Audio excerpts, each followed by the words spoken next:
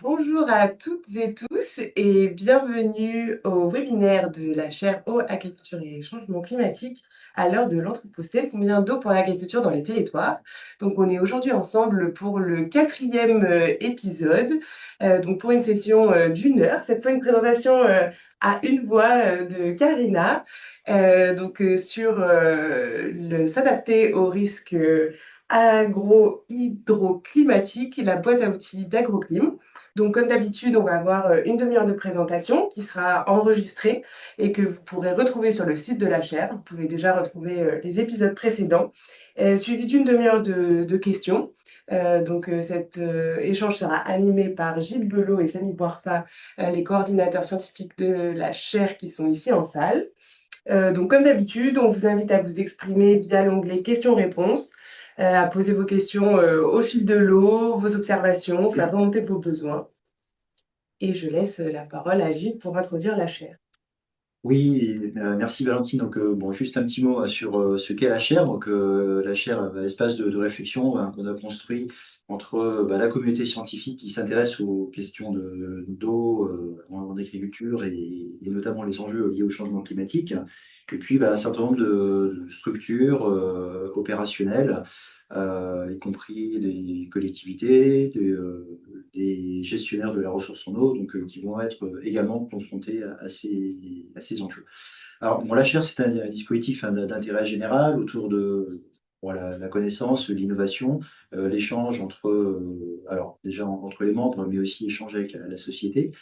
Et dans le cadre de sa nouvelle feuille de route pour le cycle 2 qu'on démarre en 2026, l'idée est de produire des outils et méthodes pour répondre aux questions, alors à la fois sur l'aspect ressources en eau, à quelle disponibilité des ressources en eau à l'avenir avec le changement climatique, et plus particulièrement pour l'agriculture, quels sont les enjeux, à quoi va-t-elle être confrontée, comment va évoluer cette demande en eau pour l'agriculture. Donc, dans cette volonté de travailler sur les outils, déjà mettre à disposition ceux qui existent, AgroClim en a un certain nombre, et c'est l'objet de la présentation aujourd'hui avec Karina. On remercie chaleureusement euh, pour cette présentation de tout ce qui est fait au niveau de ton unité. Voilà. L'idée, effectivement, c'est à travers ces webinaires de renforcer le dialogue, hein, faire savoir ce qui est disponible et puis aussi faire remonter des idées, des attentes de l'ensemble de notre communauté. Donc, voilà, on va intégrer tout ça après dans notre réflexion. Voilà, donc Valentine, je te repasse la parole. Et ben, on va surtout passer la parole à Karina qui pourra se présenter puis démarrer cette présentation. Merci Valentine. Je voulais déjà vous remercier, Samy, Gilles, pour cette opportunité de présenter aujourd'hui les outils d'AgroClim et pour avoir cet espace, en fait, justement, je suis vraiment curieuse d'avoir de retours et d'écouter des attentes aussi. Merci, c'est une super opportunité. Donc, tout d'abord, je voudrais commencer par présenter donc, cette équipe souriante et dynamique. On est une vingtaine ici à Avignon. Et nos missions, elles sont principalement de recherche et des services sur les impacts du changement climatique, donc du climat en général, sur les agroécosystèmes. Donc, plus concrètement, on va s'intéresser à produire des connaissances sur les mesures, les projections, les seuils, les incertitudes, donc ce sont toutes les questions qu'on se pose, mais aussi les méthodes et les modèles. Par exemple, le modèle, les crop models STIX, qui a déjà été présenté dans les webinaires précédents. Donc, voilà, tout ça, c'est géré ici au sein de l'unité. Et tout ça, en fait, on le met en musique. Donc, on a plusieurs informaticiens, métiers, et qui s'occupent de la maintenance, du développement des services climatiques opérationnels. Et puis, nous avons aussi les ingénieurs de recherche qui font beaucoup de l'expertise. Donc, on utilise toutes ces connaissances et ces services pour faire de l'expertise aussi. Donc, je vais commencer par dire qu'il y a aussi une très bonne nouvelle au niveau de l'adaptation. On a des multiples leviers. Donc, vous pouvez trouver sur Internet des inventaires, donc par exemple des Lacta ou des associations bio qui qui vous donne une centaine, même 170 leviers d'adaptation. Et donc, nous, l'objectif, c'est de vous aider à choisir, à les prioriser, donc faire une stratégie et comment éviter la maladaptation selon le cas, selon le territoire et les enjeux locaux. Et donc, pour ça, je vais essayer de parler de quel genre d'éléments on a besoin pour décider, en fait, ce sont de bien comprendre quelles sont les contraintes. Donc, ce sont principalement trois qu'on fait face dès aujourd'hui, mais et qui va s'intensifier dans le futur. Donc, c'est la tendance que vous connaissez tous, cette histoire de que on a les réchauffements global qui devrait être, on essaye de les stopper à 1,5, 2. Donc ça, c'est la tendance. Mais il y a la variabilité interannuelle qui ne s'arrête pas. Donc on a toujours des années plus sèches que d'autres, des années plus chaudes, plus froides que d'autres. Donc ça, c'est la variabilité interannuelle. Donc la fluctuation, elle continue.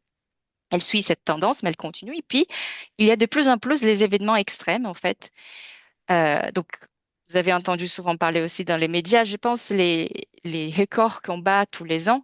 Donc voilà, on a des extrêmes qui sont été jamais vus et donc il faut faire face à tout ça. Donc, les données et les outils qu'on propose, ça sert à essayer de comprendre et de quantifier ces contraintes-là. Donc, aujourd'hui, je vais me concentrer surtout sur Cyclima et Agrométinfo pour essayer de comprendre ces contraintes.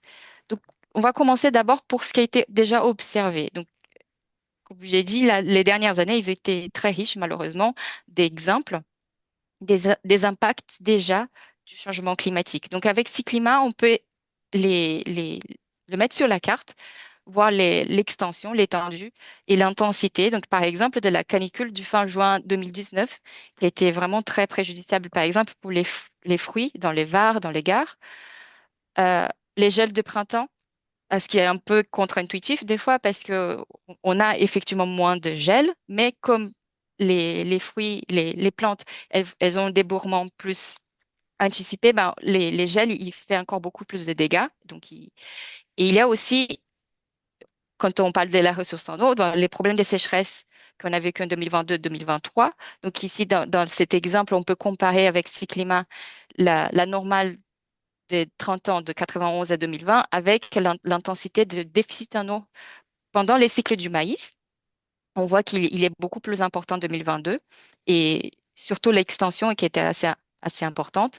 Et puis, pour après enchaîner sur des années très humides, 2024, 2025 et 2026 aussi. Donc, je ne l'ai pas encore mis là, mais c'est pareil avec des pluies très, très intenses et des cumuls aussi avec des records battus encore. Donc, avec ces climats, on peut comparer des périodes passées, voir les années qui ont été plus touchées et puis aussi l'intensité. Mais donc, tout ça, c'est des données passées plutôt. Et quand pour la variabilité interannuelle que je vous ai dit, que ça ne s'arrête pas, hein, les années sèches, les années humides. Donc, pour les jours des jours, il est important d'avoir aussi une surveillance de temps réel.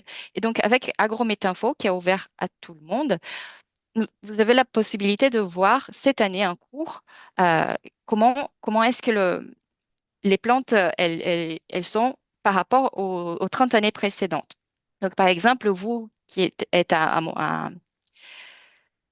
Montpellier, donc là, c'est pour pour une culture d'hiver, on voit par exemple qu'on a eu un hiver assez doux, donc beaucoup plus doux que la plupart des 30 années précédentes, et avec du coup une anomalie plus de 1,3 degrés Celsius déjà cette année.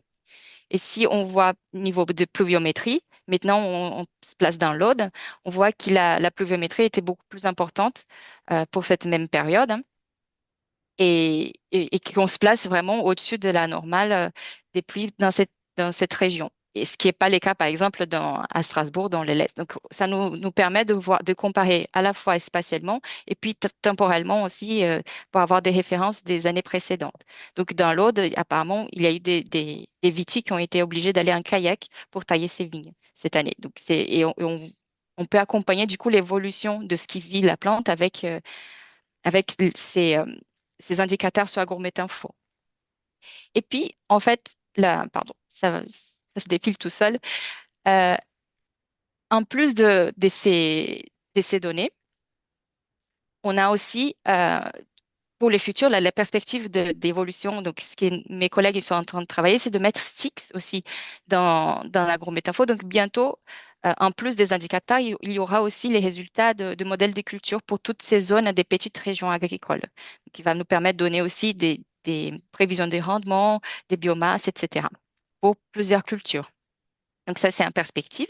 Et puis, il y a un petit détail, donc c'est super intéressant de pouvoir voir toute la France, toutes les régions, mais ces données-là, du coup, elles sont maillées et le fait qu'elles soient maillées, euh, elles lissent un peu tout ce qui est extrême. Donc là, on est vraiment dans une échelle à des pixels de 8 km par 8 km de safran. Et donc, 60 km², c'est assez large, et ce qui fait qu'on lisse un peu les températures et les pluies extrêmes. Donc, on a aussi dans AgroClim, nous avons un réseau avec chaque station 12 capteurs de mesure sur nos unités expérimentales, ce qui nous permet de donner pour les expérimentations d'INRAE des données beaucoup plus précises, locales, et comparer déjà avec les données maillées euh, et donner plus de précision donc pour nos expérimentations, etc. En plus des données classiques, température, pluie, on a aussi par exemple la durée d'humectation qui nous permet de mieux modéliser les pathosystèmes, hein, les champignons, et puis les températures du sol, non seulement à 2 mètres, mais aussi à 50 cm, 10 cm, et puis en profondeur aussi, ce qui est important pour les cycles du carbone, les cycles de l'azote. Et donc tout ça, ce sont les mêmes capteurs qu'on a partout sur 54 stations. On s'occupe aussi de l'étalonnage donc, pour être sûr de la fiabilité et de la diffusion. Donc, on a climatique pour INRAE, pour les agents INRAE et les partenaires. Et puis, euh, toutes ces données, elles sont déjà ouvertes aussi à tout le monde. Donc, on les a mis sur l'entrepôt Recherche DataGouv. Et il y a un data paper qui explique et il montre tout, tous les processus des traitements de données, etc., la fiabilité, la maintenance dans les data papers. Donc, tout ça, c'est pour que tout le monde ait accès à ces données-là. Et ça nous permet aussi, du coup, d'identifier nous-mêmes aussi nos propres records. Donc, tous les ans, malheureusement, on a ces records de température. Dans 2025, on a eu 5 pour les températures maximales journalières, par exemple. Et les nuits chaudes, donc les hautes températures de nuit on en a eu 3 en 2025 qui ont battu des records encore sur notre réseau seulement. Et ces données-là, bah, ils sont difficiles à être captés par les données maillées, donc sur les autres produits comme Safran de Météo France ou RA5, c'est les produits européens des réanalyses, parce qu'on a ces biais en fait, on a ces biais des lissages qui est systématique. Donc vous voyez ici sur les graphes en bas, qui, surtout sur les valeurs minimales, donc au-dessous des 0 et au-dessus de 30, on a un biais qui augmente. Donc, on a vraiment systématiquement un lissage des extrêmes. Et cette étude, du coup, qui New, il va publier bientôt, qui est déjà prête, elle va servir aussi de base pour nous aider à corriger non seulement les données passées, comme on voit là, mais aussi les projections futures, parce que pour le futur, on n'a pas de capteur. Donc, pour pouvoir imaginer dans le futur quels vont être ces extrêmes, il faudrait pouvoir prendre en compte ces biais aussi dans les projections futures, qui, elles, sont malheureusement contraintes à être lissées et dans des mailles beaucoup plus larges. Et donc, je voulais vous parler du coup sur les futurs, sur les projections, mais avant, et donc on va revenir sur ce climat qui va nous aider à mieux comprendre les projections futures. Mais avant, quelques éléments de contexte. Donc, s'adapter à quoi? C'est vrai que la planète, elle a vécu des fluctuations beaucoup plus importantes par les passés, mais l'agriculture, elle, en 10 000 ans, a connu plutôt un- une période très stable climatiquement, et ce qui a fait que aujourd'hui, et surtout depuis 45, on a été dans une logique d'optimisation, intensification, fertilisation, phytosanitaire, mécanisation, monoculture, ce qui a fait qu'il a fragilisé ces systèmes qui n'est pas prêt à faire face à ces extrêmes qui augmentent et les fluctuations. Et cette différence, ça va trop vite en fait pour que ça puisse suivre. Et du coup, J'ai trouvé aussi récemment un autre service climatique, c'était pas nous, hein, je vais vous donner les références après, mais qui nous permet de voir comment les extrêmes ils vont évoluer, mais pas dans 50 ans, pas à chaque horizon,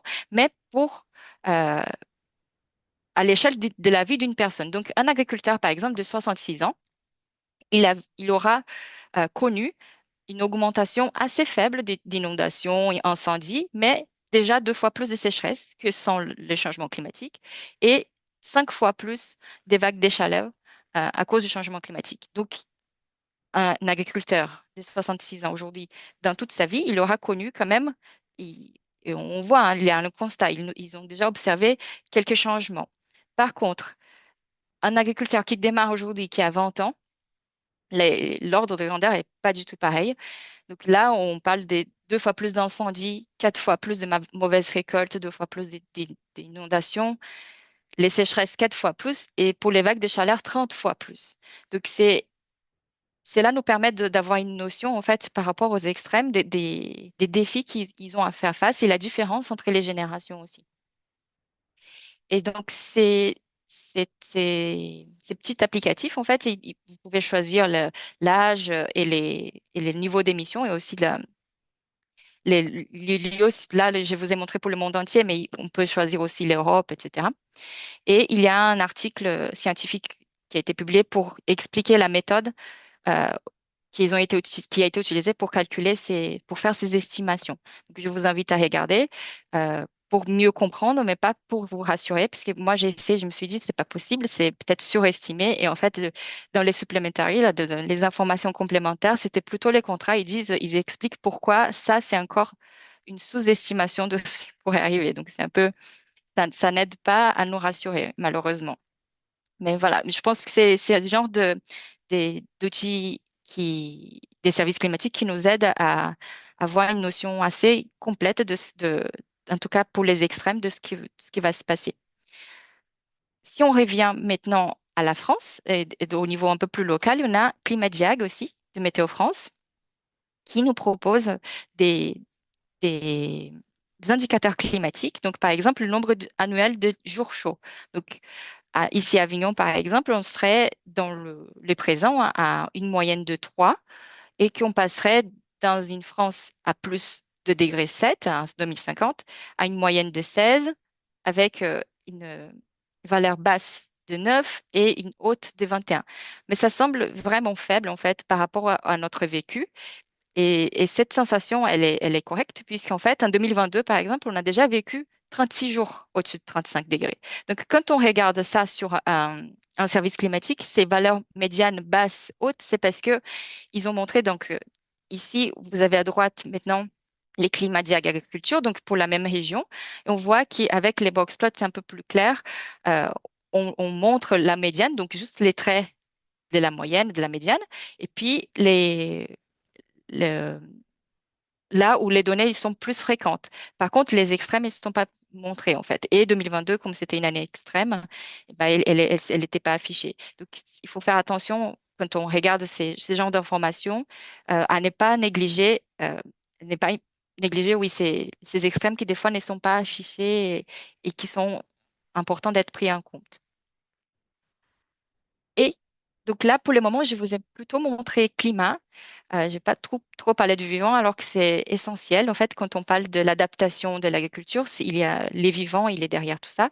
Donc, je voulais vous montrer une autre preuve du changement climatique. Donc, au Japon, ça fait très, très longtemps déjà qu'ils notent les pics de floraison des cerisiers, donc plus longtemps que certains thermomètres, etc. Et donc, on peut voir qui, qui cette date, donc qui a connu dans la période assez stable, ça fluctuait autour d'une moyenne au 14 avril et que depuis les derniers, principalement derniers 50 ans, donc on a cette chute vraiment très rapide. Donc c'est à cause du changement climatique qui fait que ces dates elles sont anticipées. La floraison de- des cerisiers, ils sont anticipés de presque un mois. Et ça, c'est pareil en France. Vous avez déjà probablement entendu parler des dates des vengeances. pardon, des vendanges qui sont accélérées et qui s'anticipent. Donc, sur les graphes en bas, vous voyez, selon même plusieurs différents cépages sur différentes localisations géographiques, nous avons observé la même chose, cette anticipation, et puis ça se resserre, c'est-à-dire on a des dates qui arrivent au même temps quasiment partout en France, même à différents cépages. Et donc, on prend en compte à Agroclim la phénologie, qui est l'étude du coup de l'occurrence des événements périodiques. Donc, je vous ai parlé de la floraison, mais c'est à chaque phase, en fait, de la plante, elle aura une sensibilité différente aux aléas climatiques. Pour la sécheresse ou pour la chaleur, si elle a déjà débourré ou pas, ou si on est en floraison, pour le cas du blé, si c'est le moment de remplir les graines, bah, elle aura une sensibilité différente. Donc, le risque, nous, on va prendre en compte ces phases, ces différentes phases de chaque plante. Ce qui fait que dans nos méthodes, on ne peut plus utiliser la méthode agroclimatique. Donc, je vous ai pas dit au départ, en fait, pendant 15 ans, je travaillais plutôt en hydrologie, climatologie. Et là, quand j'ai calculé, quand je pensais à une canicule, j'ai regardé juin, juillet, août, par exemple. J'ai regardé en été ou les pluies de printemps. Donc, je prenais les mois de printemps. Donc, c'était la méthode agroclimatique. Alors que ce qui est important, en fait, surtout quand dans un climat changeant, super non stationnaire comme on a avec toutes les variabilités, la méthode écoclimatique nous permet de regarder les risques pour la plante, pour chaque phase importante, donc chaque phase vulnérable. Donc, pour ça, on a besoin des modèles phénologiques. Donc, pour chaque espèce, chaque variété, elles vont débourrer, avoir une date de floraison différente et ces dates-là, elles changent chaque année. Et donc maintenant, je vais regarder le risque d'un échaudage du blé, par exemple, je ne regarde pas en été, mais je vais regarder vraiment entre la floraison et la maturité, par exemple, au moment du remplissage des grains. Et c'est comme ça qu'on va calculer nos indicateurs et bien caractériser les risques pour chaque culture différente. Donc, par exemple, avec ces climats, je vous avais montré tout à l'heure l'exemple du cycle du maïs et les déficits en eau, hein, pluie moins évapotranspiration pendant tous les cycles du maïs, comparé donc avec les données safran d'observation les années précédentes, les 30 années précédentes et 2022. Mais on peut aussi utiliser les modèles climatiques pour nous projeter. Donc, pour ces mêmes indicateurs et sur cette même cycle du maïs, je peux regarder comment va évoluer les déficits en eau pendant ces cycles et pour différents scénarios. Donc ici, je montre pour les scénarios 4.5 et 8.5, donc des émissions moyennes et plutôt émissions fortes de gaz à effet de serre. Et tout ça, en fait, avec Cyclima, vous avez accès à toutes les données de Explore 2, donc plus de 17 couples de modèles climatiques qui nous permettent d'avoir différentes projections et prendre en compte cette incertitude aussi. Donc voilà, avec ces informations, ces données et ces outils, je vais vous donner quelques perspectives de recherche, nos derniers travaux qui n'ont pas encore forcément été intégrés dans nos services, mais c'est en cours. Donc, par exemple, on se pose la question sur les seuils. Euh, on- Dans la littérature, souvent, on a un seuil, on nous préconise des seuils de, de, de létalité ou de dégâts qui dépendent pour chaque phase phénologique. Mais quand on regarde, il n'y a pas un consensus. Donc, Maël, dans sa thèse, il a fait un inventaire avec plus d'un millier de données sur 120 papiers pour essayer de comprendre quelle est la variabilité des seuils utilisés dans la littérature pour les blés. Et donc là, il a vu qu'il y a des fois des différences de 4 degrés pour pour quasiment toutes les phases phénologiques. Et il a essayé de montrer du coup que ça, c'est une source assez importante d'incertitude quand on utilise ces seuils-là pour calculer les risques. Donc, par exemple, le nombre de jours chauds euh, entre la maturité et entre la floraison et la maturité, par exemple. Et ça dépend en fait des régions. Donc, dans l'exemple en bas à droite, on voit que pour le nord, ça change pas grand-chose. Les risques, ils continuent à peu près dans le même ordre de grandeur. Mais pas pour PACA, par exemple, ça passe du simple au double, en fait. La médiane, le fait d'utiliser, avec un écart de seulement 2 degrés, en fait, dans les seuils de 25 à 27, on a euh, une région, un risque qui est surestimé ou sous-estimé. Et donc, on prend en compte cette information-là pour caractériser les incertitudes de nos risques, en fait. En considérant que, du coup, on a cette phénologie qui évolue assez rapidement selon la culture, on a aussi la possibilité, enfin, la question, est-ce qu'on peut esquiver les mauvais temps? Est-ce que si vraiment, en fin d'été, on a trop de canicule, trop de sécheresse, est-ce qu'on peut avoir moins de stress hydrique en utilisant les semis précoces? Et est-ce que la phénologie va réussir à rattraper tout ça? Donc, on a fait une étude aussi pour les blés et on a vu que avec les scénarios à fortes émissions, on a l'avancée de la phénologie fait qu'on esquive une partie sur une large partie de la France les stress hydriques, un milieu de siècle, mais c'est là, elle n'est plus le cas en fin des siècles. Donc, la phénologie, elle arrive à esquiver pendant un moment, mais au final, ce qu'on voit ici, c'est que ces doubles risques, en fait, stress thermique et stress hydrique, ils augmentent fortement et il y a plusieurs régions qui sont concernées pour les deux stress. Ce qu'on ne pouvait pas dire encore à cette époque-là, donc on a publié ça en 2024, c'est est-ce que ces stress-là, quelle est la probabilité de la concomitance de ces stress? Parce que quand on discute avec les agriculteurs, ils nous disent des fois, un stress hydrique sans stress thermique, c'est pas très grave. Et pareil, une canicule, s'il y a assez d'eau, c'est moins grave aussi. Et donc, quelle est la probabilité vraiment d'avoir ces deux choses qui arrivent à la même année, au même temps, ou de façon consécutive. Et donc là, dans cette étude, on ne pouvait pas encore dire, on peut juste dire que les deux augmentent et trouver les régions. Mais c'est avec la thèse d'Emaël, du coup, qu'on a essayé de lever ces verrous. Et pour ça, on a dû faire une modélisation plutôt statistique, donc de voir pour chaque risque simple déjà comment ça évolue, faire la modélisation de la probabilité de ces risques-là pour chaque risque indépendamment, et puis après voir quelle est la dépendance entre eux pour pouvoir calculer la probabilité combinée.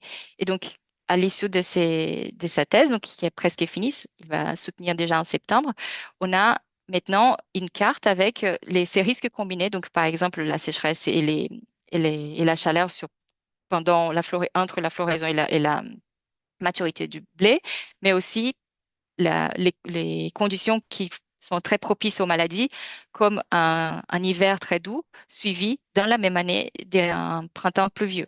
Donc tout ça, euh, ça nous a permis avec tous les modèles climatiques, tout l'ensemble des modèles climatiques, de calculer comment ces probabilités elles évoluent et surtout comment elles évoluent ensemble. Et ce qu'Imaël a fait aussi, donc dans les mêmes papiers, c'est de comparer aussi quels sont ces risques, les probabilités, la fréquence, et comparer les différents scénarios d'émissions à gaz à effet de serre. Parce que ce qu'on voulait montrer là, c'est que euh, ça vaut vraiment la peine, en fait, d'investir sur l'atténuation, parce que ça va nous réduire énormément les efforts d'adaptation nécessaires. Donc, même si certains objectifs ils sont plus atteignables, bah, chaque 0,1 degré qu'on arrive à ne pas s'emballer, à se chauffer trop, bah, ça vaut la peine aussi pour le côté de réduction des efforts d'adaptation.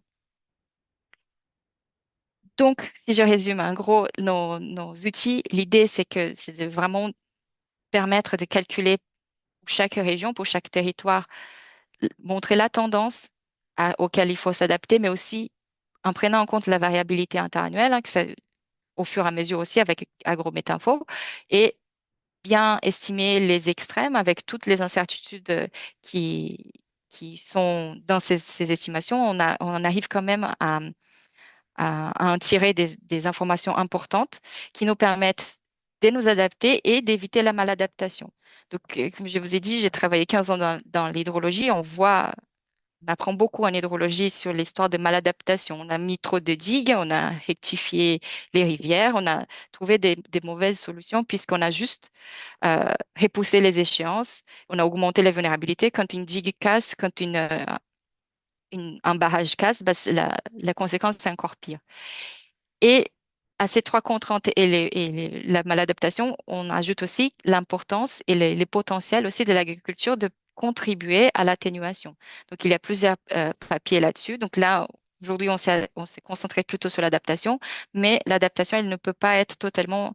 il ne faut pas ignorer l'atténuation et surtout parce que on compte beaucoup sur l'agriculture aussi pour contribuer dans les efforts d'atténuation.